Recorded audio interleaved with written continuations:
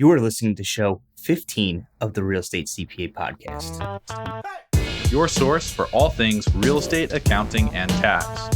Here we reveal our secrets that can save you thousands in taxes, streamline your accounting process, and help grow your business. Stay tuned to hear insightful interviews with industry experts, successful real estate investors, and current clients on what strategies they use to grow their business and how they steer clear of Uncle Sam.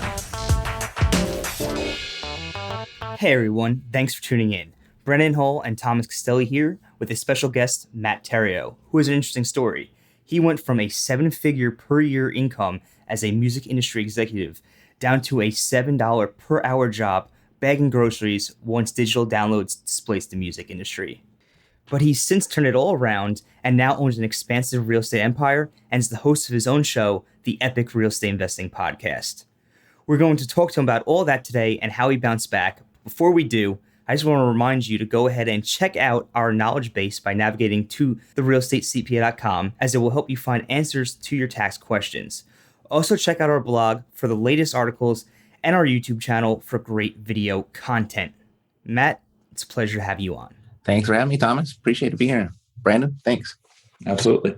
So Matt, give us a little bit of a rundown of how you got into real estate and where you're at now. Sure. Yeah, when I got out of the Marine Corps, I spent the next 15 years of my life in the music business, did really well. And then that drastic little digital download came along and just kind of turned the whole industry upside down. And within 6 months, I found myself divorced, bankrupt, and bagging groceries. So it was happened really quickly. In hindsight, it's really clear what happened. But at the time it was happening, no one had any idea. No one knew that something like a Napster would have that much of an impact on an industry so quickly. So I was bagging groceries for 6 months, having the world's biggest pity party. I was 34 years old, by the way. So I was well entrenched in my career and thought that's what I was going to do the rest of my life and couldn't believe where I had ended up. And there wasn't a whole lot of demand out there in the job world for, an out of work music entrepreneur. So about 6 months or so went by and I just realized, wow, if I don't do something about this, this is my future. And the grocery store manager, coincidentally, was also 34 years old. We were the exact same age. He'd been bagging groceries there and worked his way up to management since he was 16. So he was only 2 years away from receiving like 80% of his pension. And we had a lot in common. We talked a lot. And he just kind of shared with me one day, says, Matt, if you want your life back, and this quote, I've said it probably, 1,000 times since. He said, if you want your life back, if you really want the money, real estate, it's the final frontier where the average person has a legitimate shot at creating some real wealth. And I was like, yeah, I got to learn something new. And I do miss my money. So I'll put those two things together and we'll make a run at this real estate thing. And he introduced me to a little book. You probably never heard of it, called Rich Dad, Poor Dad. And that book just kind of opened my eyes to the concept of passive income and pursuing that over piles of cash in a big fat bank account, which is what I did in the music business. I was just like money. But I was only as good as my last release. And as technology advanced, even with the making of the music, not necessarily the distribution, like the shelf life for what we did got shorter and shorter and shorter. So we didn't have a lot of residual income coming from that music. So there wasn't any cash flow. And so that book is just like, okay, I got this simple formula. I never want to go back to bagging groceries again. I never want to repeat this process and start my life over again. Let's pursue this passive income thing and let's get that to a level where it's above my monthly living expenses. And then we can go ahead and start allowing that passive income to create this pile of income or this pile of cash. And that's what I did in about just less than 4 years. I was able to do that and started this company, Epic Real Estate. And it turned into 3 different branches where we show people how to do what we do. We work with people doing what they want to do, what we do. We hold their hand through that process and do it with them. And then we have a fund where we do it for them. And that's where we are today. It's fascinating. Thank you so much for the intro. You mentioned something in there that I just want to hit on real quick. I would imagine that the sense of failure coming from that music industry and then going to bagging groceries is pretty overwhelming. So how did you build up the courage to kind of take a big risk again and jump into real estate? I didn't see it as a risk. I saw it as a bigger risk by staying where I was, right? Because it was all union work. So you had to go through a certain process. You had to, didn't matter how old you were, what your responsibilities were, what your life experience was. Like you had to start at $7 an hour and then you had to work your way up through that structure. So being 34, I was like, wow, I'm going to be 10 years, I'll be 44 and I'll finally be making $20 an hour. Like that was a bigger risk to me than going and trying something new. So I wanted something where if I worked hard, I was going to get compensated for my hard work. And real estate seemed to be the best fit.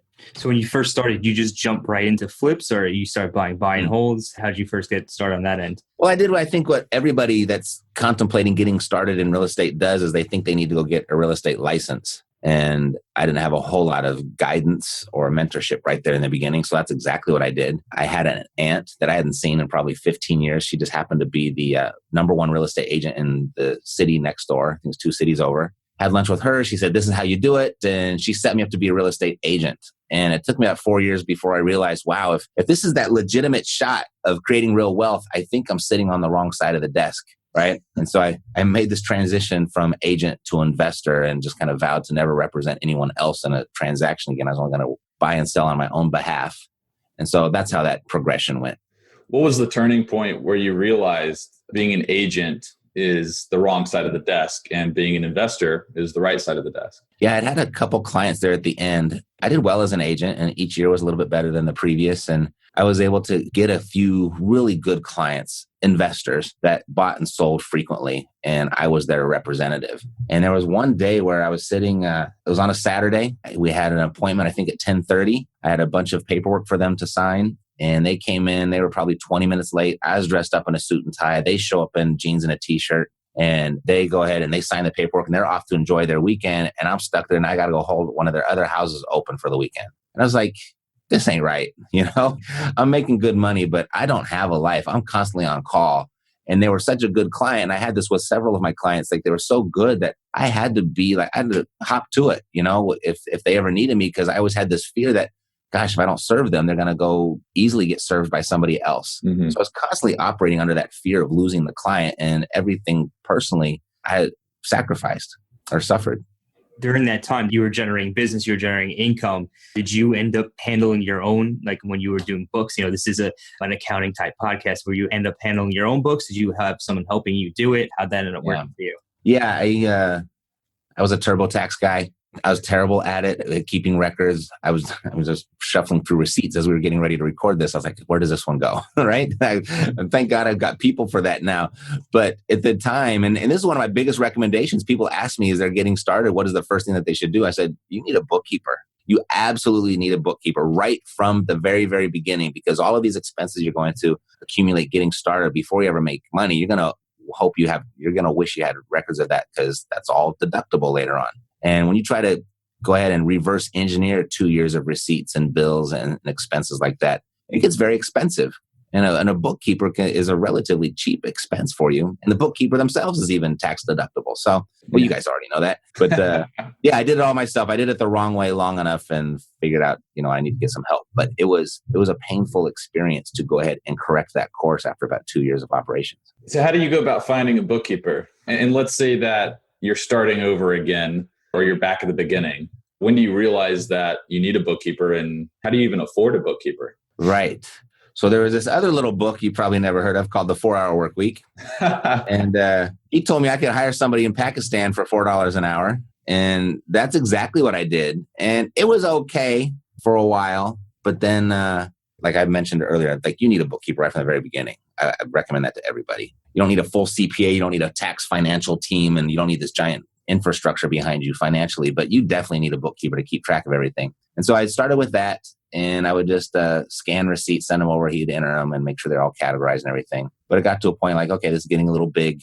I need a little bit more in-house treatment, or at least somebody local. I just asked for referrals for people like, you got a bookkeeper, you got an accountant, you happy with them? And had to make my way through a couple before I found a good one, but I landed in a good spot. Cool. So the experience with the overseas bookkeeper, that was a decent experience. What went well there and what didn't go so well? It was still kind of labor intensive to me, because I still had to save my receipts. I still had to scan them and send them over. Then I had to review the work to make sure that it was all done correctly. And so that part it was cheap, but I got what I paid for. Right. And I would love to say the language thing wasn't a barrier, but it was a little bit. And I don't think it's so much the language, but it was more of the culture. They just think differently in other countries, right? And they use a lot of superlatives in Pakistan and India. I am the best. Why don't you hire me? Like no one will do better. Like everything is the best or the most supreme or the extreme or whatever. It's like, so that wore on me a little bit because I couldn't have a conversation. It felt like I don't know if this was actually happening, but it felt like there was a lot of sensitivity and defensiveness. Like they were about to get fired. So all of a sudden they went into hyper sell mode when they were already working for me. And I'm just like, chill, relax. I got a question about this one little entry. You know what I mean? So I got past that and just hired someone stateside.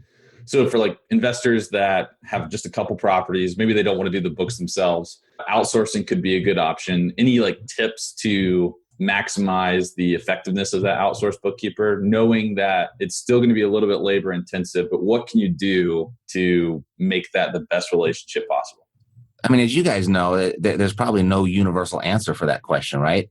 Everyone's got a little bit of a different situation depending on, they got a couple investment properties. Do they have another side gig or what does their W-2 income look like and how is that categorized? And so there's a lot of different things to take into account. I'm sitting here telling you guys how to do this. It's funny.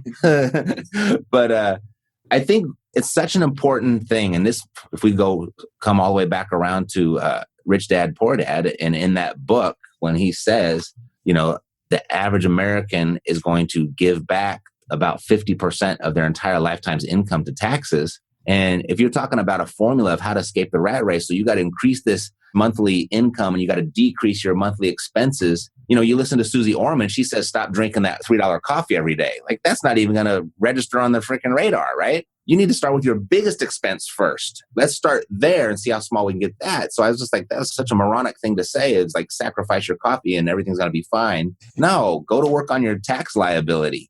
That's where you can make the biggest dent in your livelihood and the biggest dent in your wealth creation. So when you first started out and did you go and receive or look for tax advice as you were doing it? Or did you wait till the end of the year to start asking for tax advice, or kind of how did you work through making sure you're using the proper tax strategies in your business to reduce your tax liability? I think I started maybe at a different place than most people because when I had made this transition from agent to investor, I had made a very large investment in an educational program. And it was a very well-rounded program where they actually had a tax person there that taught asset protection and tax planning and tax strategy. So I was probably more well-versed than the average person as they're getting started. And so right from the beginning, it was ingrained in me, like, don't wait till the end of the year because now it's too late, right? And don't wait till after the transaction closes to figure out how you're going to take possession or what you're going to do with it, right? And so I understood the value of having connection to your bookkeeping team, your CPA, and your overall financial strategist like year round. Was there anything specific they taught in that course, in that group, maybe specific strategies that resonated with you, that helped you save a bunch in your mind? Yes, definitely. I'm just trying to think of one was just the difference between, how passive income and active income is taxed by the government. So I understood I want passive income as much as that, or let's say income for what is, you guys know better than me. There's a difference between the passive income that comes from your real estate and a difference between the income that comes from the note on the real estate. And I've got a good balance of those. So, and then the depreciation and definitely every single, the number one tax strategy that they had taught there is everybody needs a side business. Everybody has to have a business, and because you can really maximize your deductions there. And then the other part was, I think they use a lot of trusts, right? So the LLC doesn't give people, and this isn't really a tax answer, but I learned it in the same course. The LLC doesn't really give people the type of protection that they think they're getting. The corporate veil isn't as strong as most people think. And using trust in those scenarios for your asset protection was a big lesson as well. And then basically so now it is a tax answer. I'm coming all the way around. You're really testing me for everything that I know. No, but when you pass away in that trust, it's taxed entirely differently when your heirs take over as well. So right, that's a huge benefit because, boy, the government, when you pass away, if you didn't do it right, they're going to take their piece. I liked what you said about the active versus passive income. And I wish more people would understand the difference or take time to understand the difference because especially, you probably know, being a real estate agent, your income is taxed at self-employment tax rates, the FICA tax rates of 15.3%. Then it's taxed at your marginal tax rates versus rental income from real estate. even if you have net rental income, you generally have depreciation that offsets it, causes losses. So you can have positive cash flow, but have a tax loss for tax purposes. And even if you don't have a tax loss, you're not paying at least that FICA tax, that 15.3% tax on the passive income that you're generating. So totally. I mean, you can be a profit at the bank, but at a loss on paper, right? And exactly. And I remember them showing an example. And this was, it was like 9 years ago, 10 years ago, but I've never forgotten it. It said, if you take the average American at the average income, so I think we're right around $45,000 a year is like the median income in the United States. With just a few investment properties, they can virtually eliminate their tax liability altogether, right? And if most people knew that and saw what that would save, I think more people would take real estate a little bit more seriously. Yeah. It's funny, we get a lot of prospects, a lot of people that don't have real estate yet. They're thinking about investing in real estate, but they don't have it yet. They haven't started. And so they always want to have consultations with us to get the tax strategy in line. And we're always saying, hey, the best thing that you can do for your tax strategy is buy a rental property. You don't need us right now. Trust me, just buy a few rental properties, then come talk to us. But you're going to automatically get that tax efficiency just by investing in the passive income. Yep. And I remember them saying, like, the first thing is to start a business. The second thing is to buy income property. And if you buy an income property, you inadvertently start a business. So you kind of kill two birds with one stone by just buying the real estate. Absolutely. Are there any tax nightmares that you've gone through that you don't mind sharing with our audience? Yes. This was a biggie. This was a real nightmare. And it made me look at our government very differently. Was when I got out of the music business. And I got divorced and I had to file that bankruptcy. And that was a big one because there was a lot of potential money I could owe in the future based off music royalties and record sales and all this stuff. And when I filed bankruptcy and I was alleviated of that debt, I had no idea I was going to be taxed on that relief. And I'm still paying for that a little bit today here, almost a decade later. Yikes. So yeah, that was a big, and I thought by kind of padding my debts to make sure that I didn't owe anybody after the fact, I didn't realize what a disservice I was doing to myself because I really crushed myself. So yeah, that was a nightmare. And it's the one that keeps on giving. Yeah, that's brutal. We hear about that every once in a while where you just get this phantom income from the debt relief and it wasn't thought of, it wasn't planned for. And all of a sudden, you're right, it's a nightmare. It's terrible too when you look at it and you look at it from like the 30,000 foot view. Is like the government through their laws will go ahead and screw the private person that you owe, but then they'll say, but you still owe us on income that they wouldn't have gotten. So I mean, they just transferred that debt from the private person over to them, and I was like, I was in a screwed up situation, and I feel bad for the people that I owed, but I was like, that's worse that the government, that's why the law is there, so they can take it instead of giving it to the private person. Anyway. One of the things also we go into, talk with our clients in the Real Estate CPA is also, making their business efficient through using technology. And I know, I've heard, on your podcast, you often use technology to make your business more efficient. So is there anything on the tech side of the business that you want to share with our listeners that helps you make your business more efficient? I think one of the things that's been really, it seems really simple, but it's probably given us such stronger communication. It's just the free app on your smartphone, Voxer, Voxer, and it just works like a little walkie-talkie. And I mean, my inbox is so full. I mean, there's 4,000, I'm looking at it right now, 4,542 unread messages. So if you're listening and you've sent me an email and you haven't got a response, that's why. And even my text message, now all of a sudden, that's filled with marketing messages. And so the Voxer is just like my own private channel that I deal with my team and how I communicate with my clients. So that's been a game changer, really. And plus, I don't have to type. I can just do it right while I'm driving and, I'm not distracted or anything like that. So that's probably my favorite piece of technology that I use most. Is it, we also follow the 4-hour workweek formula, the eliminate, automate, and then delegate formula. Is there anything that you use that really just helps you automate some of the tasks that you have to do day to day? We built we release a lot of content, and we've got a podcast like you do. We've got a blog, we've got an Instagram account, and we've got a YouTube channel, and now we've got the IGTV thing. So we're just doing mass distribution of content, and we've built a really, I think a slick thing on the app Trello, project management. And if you have a team you can put your tasks, or you can take your processes and put them in step-by-step tasks. that's been a total game changer because now people ask me, how do you release 7 episodes a week? And I'm like, well, it's my little secret. And my secret is Trello. So each person has their own role. So just kind of, I click my 3 things off and I drag and drop it over to the next person. They click their things off, they drag and drop it over to the next person. And it's an assembly line. So that's been really an efficient tool for us. Yeah, Trello is a great project management tool. And I believe it's free up to like a certain amount of usage or something like that. Or maybe I just got a message this morning says I'm about to reach my 10,000 message limit. So it looks like you have an upgrade. You can send 10,000 messages, and now I got free anymore. That's been over a year and a half. And I just reached that. So you produce a lot of content. Mm-hmm. Can you speak to the benefits, I guess, of producing this content, and maybe how like an investor who has a portfolio, why they should care about producing content? I stepped into, we've had our podcast, we're going on our 9th year. So I've been doing it for a really long time. When I started, I had no idea what I was getting into. I had no idea that I was doing the right thing at the right time when I did it. I was really just trying to sell a book.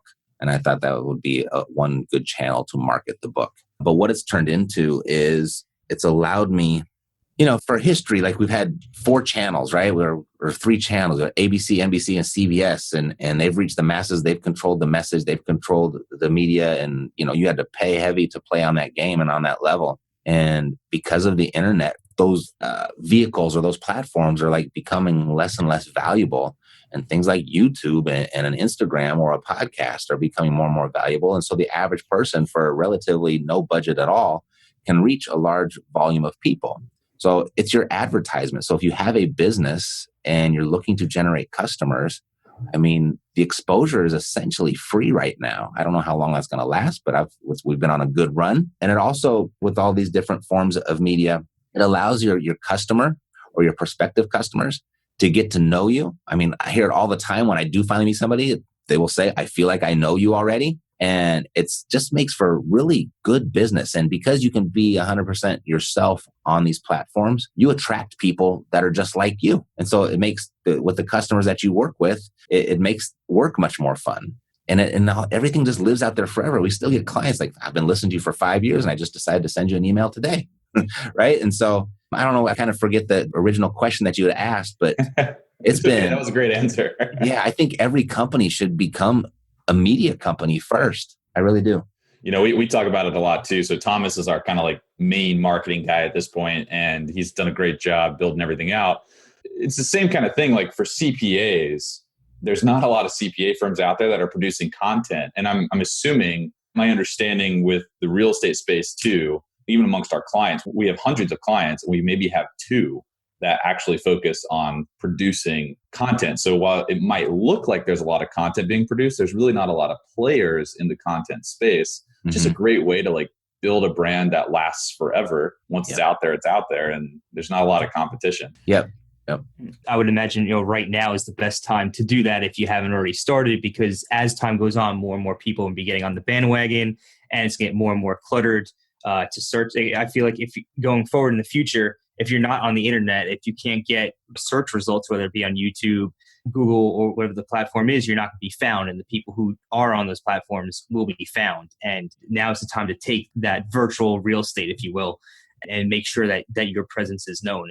Does that kind of make sense? 100%. Yeah, I think anyone, and I'm kind of the type of person that was slow to Facebook. I was really slow to Instagram. I did the podcast just because I had a reason to do it. But I look now, based on just kind of what I've done in the last 24 months or so, that if you're not on it, you're going to lose. You're going to be really behind. You're going to be at an extreme disadvantage if you are not using it for, whether it's a personal brand, which I think there's a lot of value there. Even if you are an employee at a corporate job, creating a personal brand and creating a following, like there's the possibilities, I think, are going to be endless with that type of attention in the future. But if you have a business and you're not on the internet, oh my God, I think your days are numbered. Look at giants like Toys R Us, right? That's been a staple in my life, my entire life. And they're just no longer in existence because they didn't want to play the game. So the rules keep on changing. We just have to learn the new rules and keep playing, because even money is totally different than what it used to be.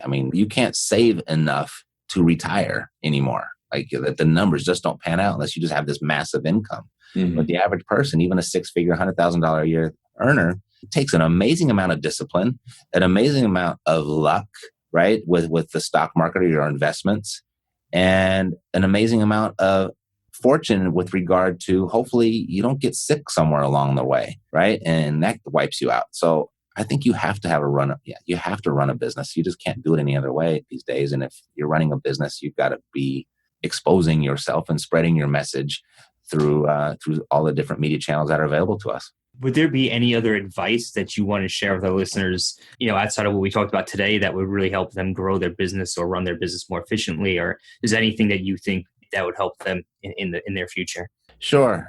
Looking back, one is I wish I would have known about masterminds and coaches much earlier on.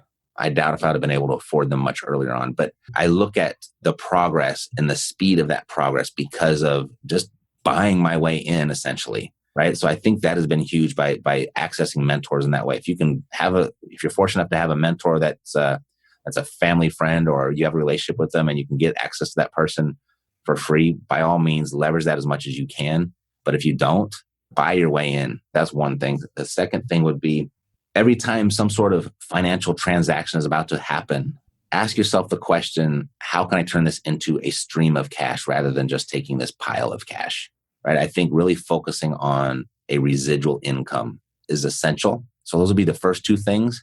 And then the third thing, maybe kind of leads into the first one, is just be very intentional about creating your environment, where you spend your time and who you spend your time with. Peer pressure, as we all were first privy to that word in high school at one point, where you don't want to hang around the bad kids because you're going to get this peer pressure placed upon you and you're going to end up doing bad things. Well, peer pressure, it works both ways. You hang around good people doing good things, and all of a sudden it becomes some sort of pressure for you to perform well also. You find yourself in different conversations. You find yourself with different resources available to you. You find yourself with different opportunities available to you. So I would say be intentional about creating your environment. Be intentional about finding a mentor or a coach within that environment. And three, whatever business that you pursue, figure out how you can create a stream of cash from it. Agree with 100% of everything you just said. It's something that resonates with me specifically here is knowing what environment you're going to thrive in, making sure you're around the right people, because once you're around the right people, things really start to take off. If real estate's your passion, get around people who are passionate about real estate. Don't hang around the type of people who are going to bash your dreams. And, if you do that, you're just going to spin around circles, and it's going to lead to failure, and it's going to lead to probably a lot of pain as well. So I really resonate with what you just said. So what would be the best way for our listeners to contact you if they wanted to get in touch with you? Well, sure. I think the most logical place was they're listening to a podcast, so they know how to find a podcast. They're fans of podcasts. So we've got ours. It's Epic Real Estate Investing. So you can go there. And then if you'd like to dig a little bit deeper, we just started a new pilot program where we're helping people do their first or their next deal using little to no money. And that's totally free. And they can join us there at freerealestateinvestingcourse.com. Very simple. freerealestateinvestingcourse.com. So those are probably the two best places. Awesome. Well, we definitely appreciate you coming on here, Matt. Great to have you on the show. I'm a big fan of your podcast as well. Been listening to it for the last 2 years or so. Oh, thank you. And thanks again. Yeah, you bet. Take care, guys. Let's do it again. Stay in touch. Thanks, Matt. Thanks for listening to today's show. If you enjoyed the show, please find us on iTunes and leave us a review. You can also email us at contact@therealestatecpa.com with any feedback or topic suggestions. We are always taking on new clients, and with the new tax laws in play, you really don't want to navigate this alone. Let us help you save money on taxes and with your accounting and CFO needs. To become a client, navigate to our client page at therealestatecpa.com and fill out a web form with as much detail about your situation as possible. Thanks so much for listening. Have a great rest of your week.